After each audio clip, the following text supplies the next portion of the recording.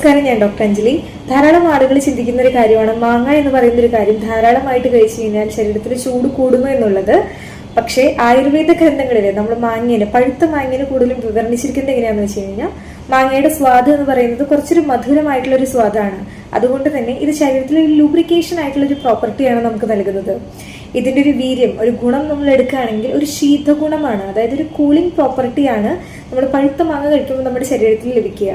പക്ഷെ പലരും ചിന്തിച്ചിരിക്കുന്നത് പഴുത്ത മാങ്ങ ധാരാളമായിട്ട് കഴിച്ചു കഴിഞ്ഞാൽ ശരീരത്തിൽ നന്നായിട്ട് ചൂടാണ് കൂടുക എന്നുള്ളത്.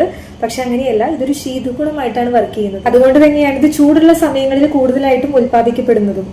മറ്റൊരു സവിശേഷം നമ്മൾ പഴുത്ത മാങ്ങയിൽ എടുക്കുകയാണെങ്കിൽ ഇതൊരു ഫലവർദ്ധകമായിട്ടാണ് വർക്ക് ചെയ്യുന്നത്.